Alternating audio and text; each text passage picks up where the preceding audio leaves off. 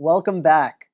'Tis the season for road trips, holidays, vacations, and let's be honest, stressful airline travel. Always stressful, but fear not. Hitha Palepu, author of How to Pack, Travel Smart for Any Trip, is here to help us out. Hitha, your book title says it all, doesn't it? It's very clear for a very clear reason, and I hope it helps everyone who picks it up pack better and with more ease and with great fun. Me personally, when I'm at work, I am so organized with everything I do. But when I'm coming down to traveling, I'm just throwing things into my suitcase and it drives my wife crazy. She's the exact opposite. She needs to write everything down and she needs to know exactly what's going in there probably 2 weeks prior to travel. It is the most simplest advice, but it's because it is what the advice a lot of people skip when they shouldn't, and that is to write a packing list and to write it a week before you actually depart, because this gives you time to actually think through what you might need to do laundry for, get dry cleaned, buy outright, and it helps you be very organized so you can pack a little bit during the week as you do laundry, as you go run errands, whatnot. And so you're not doing that mad, frantic packing the night before or the morning of a trip. And you can actually depart feeling really confident and clear. So, Heather, could you start off by giving us your best travel packing hack? Yes, yes. My day job is in the pharmaceutical industry. So I feel like this hack is the perfect merging of both of my worlds. So prescription pill bottles go through serious container closure integrity tests to ensure that they are fully leak proof. So rather than go buy one of those bottles you have to decant into, a prescription pill bottle is actually the perfect travel size toiletry. It is absolutely 3 fluid ounces. And I think it's great for items like sunscreen or shampoo or body wash, where you might want to have your own, but they may not come in that perfectly tiny sized bottle. Wow, that's amazing. And you have another clever repurposing for something I know many of us have plenty of wine corks.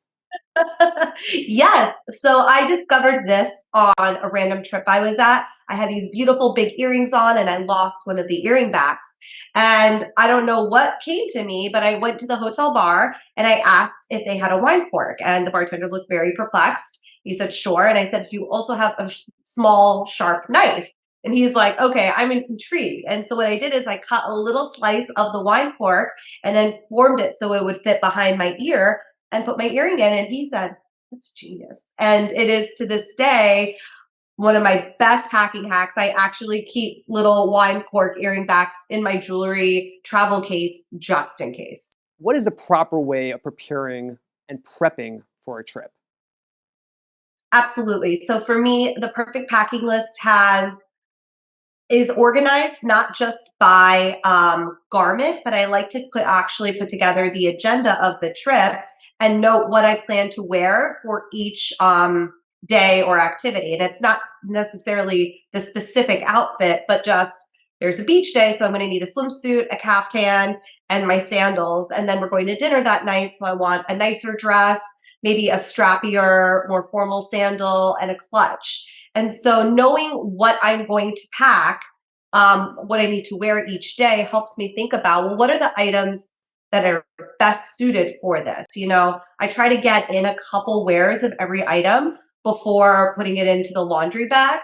Some items are one and done. So that helps me really think through what I'm wearing where. And when you approach putting your list together with your agenda first and then the specific items, it helps you actually think about the outfits. If you were home doing these activities, what you would reach for here. And that's another thing I really recommend is that 80% of the items you pack should come from what I call your power pieces, but the items you're always gravitating towards that make you feel good, whether your weight is fluctuating or the fabrics are always going to be really comfortable or easy to wear and not require too much steaming or ironing. And so 80% of your wardrobe that you pack should be those classic hero pieces.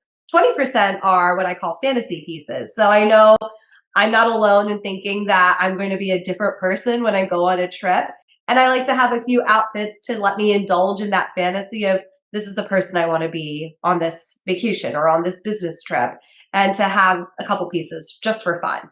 Where can we find out more tips and get that book? The book is available anywhere books are sold. And if you want more tips, my website, Hitha on the Go, fortunately not an updated blog, but has a ton of packing content from video tutorials to sample packing lists to travel guides for a lot of places I've enjoyed traveling to. All there available for you. And you can also follow me on Instagram. I'm at Hitha Palepu. Thanks so much, Hitha, and we'll be right back.